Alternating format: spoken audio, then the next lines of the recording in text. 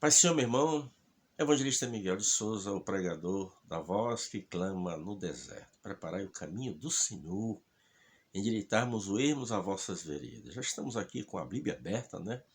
No livro de 2 Crônicas, capítulo 7, o versículo 13 e o versículo 14. O versículo-chave deste livro é o versículo 14, né?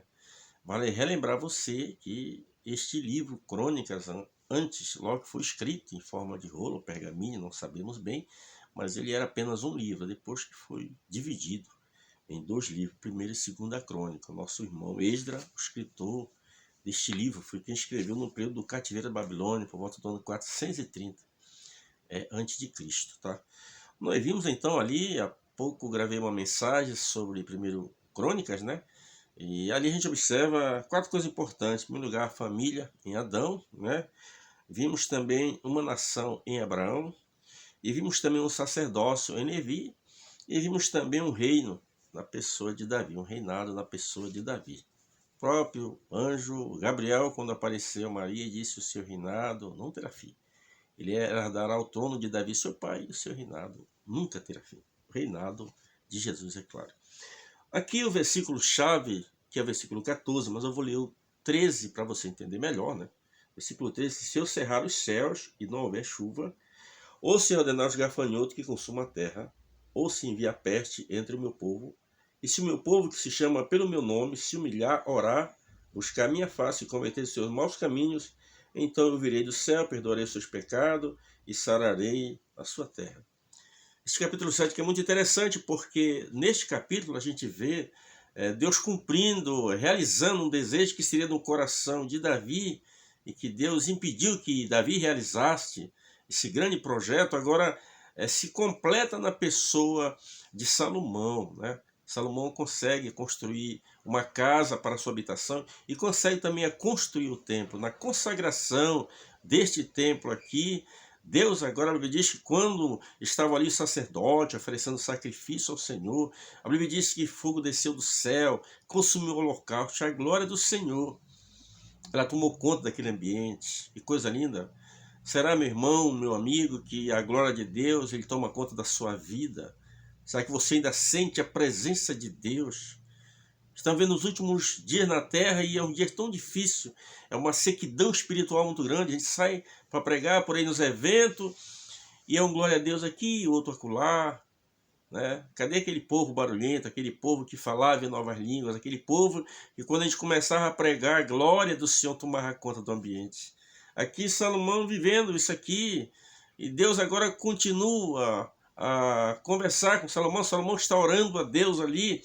Se você ler os versículos mais posterior, o Senhor apareceu a Salomão e o Senhor dá uma promessa a Salomão, que todas as orações feitas naquele templo, o Senhor ia responder, porque o Senhor tinha santificado aquele templo. Mais uma vez repetindo, realizando o desejo do coração de Davi, que não foi possível se realizar com Davi. Davi um dia chama o profeta Natan e diz: olha, eu quero construir um templo. Eu não consigo mais ver a arca do Senhor por aí, eu tendo uma casa e a arca do Senhor não. E a pessoa para Natan diz: olha, faz segundo o desejo do teu coração. E ele diz que em seguida, quando ele saiu dali, o Espírito Santo falou a ele: só retorna ao meu servo Davi. E disse que ele não fará casa, porque as suas mãos são mãos sanguinárias. Mas o seu filho, seu descendente, vai erguer para mim uma casa. E aqui está Salomão realizando. Agora Deus, depois de aparecer a Salomão, de conversar com Salomão, dizer: eu escolhi este lugar, Salomão, e santifiquei este lugar. E Deus agora começa a dizer: olha, se eu cerrar o céu de modo que não haja chuva. Você sabe que não tendo chuva, os rios não vai ter água nos rios, os peixes vão morrer. Você sabe que se não chover, a vegetação vai morrer, o boi que parte no campo também vai morrer, porque não tem alimentação. Se não houver chuva, não tem mantimento para as pessoas, né? Mas se eu cerrar o céu de modo que não haja chuva, mas mesmo assim, depois de cerrar o céu, de não ter mais chuva, resta alguma vegetação, Deus disse: olha, e se eu enviar os gafanhotos para consumir a terra, ou seja, aquilo que a seca não conseguiu destruir, veio os gafanhotos, mas se restar alguma coisa que os gafanhotos não conseguiram consumir, ou se enviar peste sobre o meu povo, peste. Nós estamos aí vivendo esse momento de pandemia. Isso é uma peste. Se enviar peste sobre o meu povo. Aí Deus entra no versículo 14. E se o meu povo, que se chama pelo meu nome, se humilhar, orar, buscar minha face e se converter dos seus maus caminhos, eu do céu ouvirei os seus pecados, eu do céu virei, sararei a sua terra e perdoarei os seus pecados. Você observa aqui que existem 4 condições que Deus está exigindo do homem. Primeira condição, se humilhar. Essa é a base, é se humilhar. Nós temos que nos humilhar diante de Deus. Sujeitar-vos, portanto, debaixo da potente mão de Deus. Sujeitar é se humilhar. Isso aqui é uma coisa que está escasso na vida de muitos pregadores. Essa palavra humilhar, ou seja, ser humilde. Nós não vemos isso aqui, é muito raro. Se humilhar. Em segundo lugar, orar. É uma coisa rara nos nossos dias. A gente convive com pastores que não oram, convive com evangelistas que não oram, convive com diáconos, presbíteros que não são de oração. Círculo de oração, então, nem se fala, que era para ser o círculo já diz de oração. Hoje, quem menos ora é o círculo de oração. Pelo menos na igreja a gente não vê orar. Se a pessoa não ora na igreja, para mim, dificilmente vai orar em casa. Então, essa dificuldade que tem se humilhar, outra dificuldade de orar, porque a potência, o poder maior está na mão da igreja. O poder maior não está na mão da brigada, não está na mão das forças especial, não está na mão da Polícia Federal, né? Não está na mão das Forças Armadas. O poder maior está na mão da igreja. A igreja que tem o poder de mudar o quadro. Eu digo aqui na cidade de Porto Alegre, nós temos aqui, a Polícia Militar chama-se Brigada Militar. Se a brigada botar uma delegacia em cada esquina, as pessoas vão continuar roubando, vão continuar assaltando. Se a brigada colocar aí uma delegacia a cada 500 metros, a droga vai continuar sendo vendida. As pessoas vão continuar o feminicídio, vai continuar tudo. Porque o poder não está na mão da brigada, o poder está nas mãos de Deus. E se está na mão de Deus, está na mão da igreja. A igreja tem esse poder. Porque as pessoas que assaltam, as pessoas que fazem o tráfico de droga, tudo isso e faz isso por quê? Porque o Satanás os oprime eles a fazer isso. Então, o diabo trabalha por trás dessas pessoas. Quando surge uma droga nova no Brasil, em qualquer parte do mundo, ela não é projetada aqui não, ela é projetada no inferno. O demônio reúne os seus lá no inferno e projeta esse tipo de droga e lança aqui, e ele vai usar aqui os seus agentes para traficar. Então a igreja é a única que tem o poder de orar e nesta oração neutralizar as forças infernais da maldade, para que não se prolifere a criminalidade, a bandidagem. O poder maior está na mão da igreja. Você vê, eu moro num bairro aqui, quando eu cheguei aqui, esse bairro, é o bairro Morro da Cruz, era um dos bairros piores da cidade de Porto Alegre. Mas o pastor, que na época eu cheguei aqui, há 25 anos atrás, ele minou de igreja, e na medida que aumentando essa igreja, o crime vai recuando. O evangelho ele tem esse poder, a oração tem esse poder. Então Deus está dando a dica aqui, ó, se humilhar, orar, buscar a minha face, e em terceiro lugar, em quarto lugar, e se converter dos seus maus caminhos.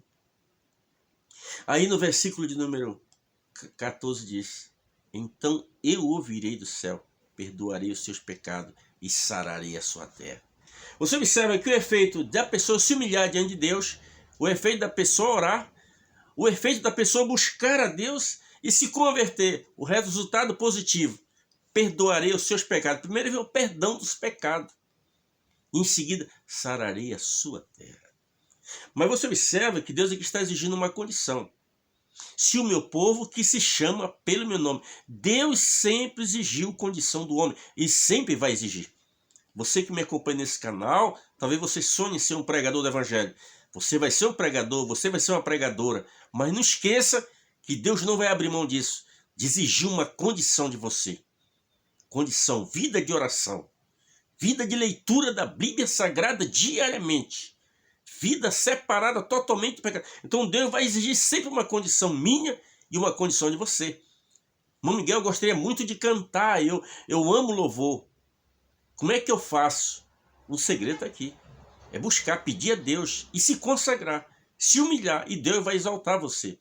Então a condição, Deus está exigindo de você. Se você quer que Deus use o ministério profético, Deus exige de você também uma condição, uma vida de consagração, de temor e de obediência a Deus.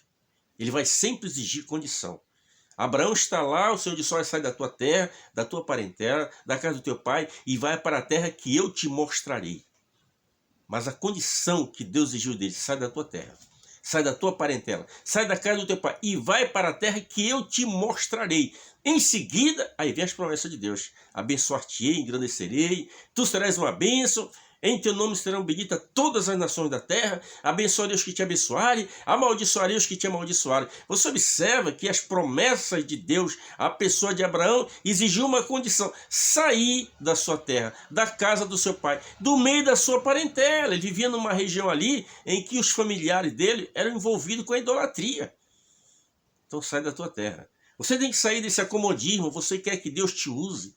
Nós temos aí 9 dons espirituais, 9 dons carismáticos. Inclusive eu tenho várias mensagens no canal aí sobre os dons carismáticos, que são 9. São 9 mensagens só sobre os dons espirituais. E esses dons não é para as pessoas que estão lá no mundo se embriagando, se prostituindo, não. Esses dons é para mim, meu irmão. Esse dom é para você, minha irmã. Profecia, variedade de língua, interpretação de língua, dom de curar, dom de sinais e maravilha. E nunca, durante toda a história da humanidade, a igreja precisou tanto buscar esse dom. É o dom da fé, dom de curar e dom de sinais e maravilha. É tantos tipos de doença, de enfermidade, que quando a ciência descobre um remédio para combater um tipo de vírus, já tem dezenas de vírus na frente. Mas Deus quer te usar, minha irmã. Deus quer te usar, meu irmão. Agora nunca esqueça que Deus vai exigir condições de você. Ele exige de mim e ele vai exigir de você. Deus aqui falando com a pessoa de Salomão: eu tenho visto a tua oração e as orações feitas neste templo. Se eu cerrar o céu de modo que não haja chuva, ou se enviar gafanhoto para consumir a terra, ou se enviar peste sobre o meu povo, se o meu povo que se chama pelo meu nome se humilhar, orar, buscar minha face, se converter dos seus maus caminhos, eu do céu perdoarei os seus pecados e sararei a sua terra. Promessa gloriosa, mas há condições Deus vai exigir. Tenho pregado em muitas igrejas e muitas vezes que eu fico triste de ver os bancos vazios. Ah, pastor, não sabíamos, que me chamam de pastor por onde a gente passa. Pastor, não sabíamos o que fazer. Meu irmão, esse joelho aí não funciona mais. Esse estômago aí não funciona mais. Faz um jejum, meu irmão, consagra aí. Faz 21 dias de jejum pelo crescimento desse trabalho. Eu quero ver se essa igreja não vai crescer. Começa a orar de segunda a sexta-feira, aí um horário do dia. Ah, mas a gente vem sozinho, não tem problema. Eu sou uma pessoa, irmão, cheia da graça de Deus, cheia da unção de Deus. Ele pode revolucionar uma geração. Um homem, uma mulher, um jovem, um adolescente, cheio da graça de Deus, ele pode revolucionar um país. E estamos aqui diante de uma palavra. Se meu povo chama pelo meu nome, se humilhar e orar. E eu convoco a você, meu irmão, convoco a você, minha irmã. Você que ora pelo nosso país, pela nossa nação, continue orando. Dobre o esforço das suas orações. Se você orava apenas uma vez por dia, ora 2 vezes. Se você orava uma vez por semana, ora 3, 4, 5 vezes pela nossa nação. Para que possamos ter essa liberdade de poder pregar o evangelho. Essa liberdade. Para que o Senhor venha sarar o nosso país. O nosso país está mergulhado, irmãos, na idolatria. O nosso país está aí mergulhado no homossexualismo. O nosso país está mergulhado nas drogas. Quando você olha para São Paulo, ali você olha ali, é coisa triste. Vê aquela Cracolândia. Você olha assim com os olhos humanos, não tem solução. Mas eu quero dizer para você que tem solução sim, em Cristo Jesus. Em Cristo Jesus. Se o meu povo que se chama, aqui está a receita, se o meu povo que se chama pelo meu nome se humilhar e orar, buscar a minha face, se converter dos seus maus caminhos, eu do céu ouvirei, perdoarei os seus pecados e sararei a sua terra. Primeira coisa, Deus ouve. Segunda coisa, Deus responde. Em terceiro lugar, Deus sara a terra. Libertar aquele povo daquela Cracolândia. Falta ali o evangelho. Não adianta repressão com justiça. Isso vai funcionar entre aspas, mas o poder maior, repita você, meu irmão, repita você, minha irmã, está na igreja do Senhor. O poder maior está em mim e está em você. Clama a mim, responder-te-ei, anunciar-te-ei coisas grandes e ocultas que não sabe. Que Deus em Cristo nos abençoe, hoje e sempre. Continue orando por esse canal e me ajudando a ganhar almas para o reino de Deus.